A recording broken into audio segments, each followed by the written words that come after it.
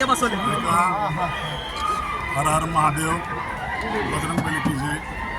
अख्ख्या बारामतीने मला 241 मतांनी निवडून दिले. जे बॅलेटचं वोट होतं ते पण मला एकट्याला पडलेलं आहे आणि दोन अनव्हॅलिड झालेले आहेत.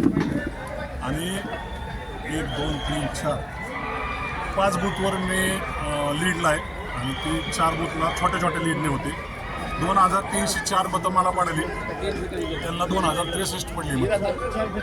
241 मतांनी मी आणि सर्वसामान्य म्हणजे धनशक्ती, एका नावाची ताकद, बारामतीत वर्गणीला दादागिरी, लोकांना दादागिरी, हे सगळं मोडून सर्वसामान्य लोकांनी मला मतदान केलं.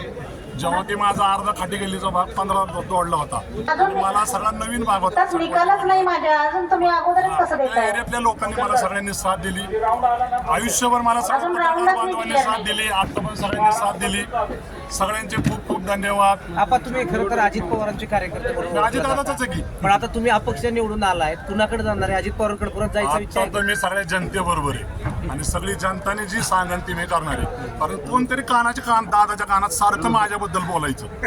मी 2001ला ऐका ना, मी 2001ला निवडून आलतो अजित दादांवर. 2007ला परत माझं रेसमध्ये तिकीट होतं की दादांच्या कानात कोणतरी काहीतरी बोलला, पडलाय तो टॉवर बरं का.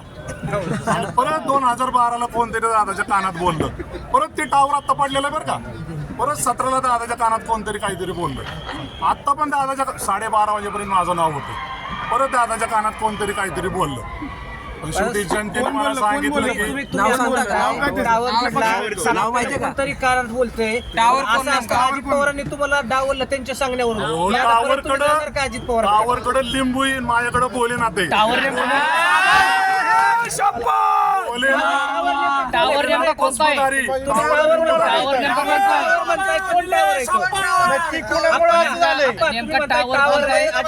कानात बोलतोय नेमकं कोण टावर? आजच होय, 5 वर्ष आता ती टॉवरचं खालचं फुटिंग काढायचं, ते घालवायचंय.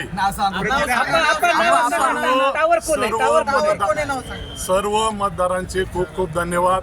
सर्व पुढची भूमिका काय? दादांनी मला सोडलंच नव्हतं, मी निवडून आलो असतो का? पुढची भूमिका काय?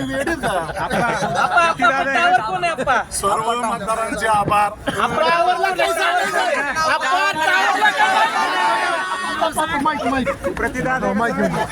पुढची भूमिका काय? टावरला काय सांगायची?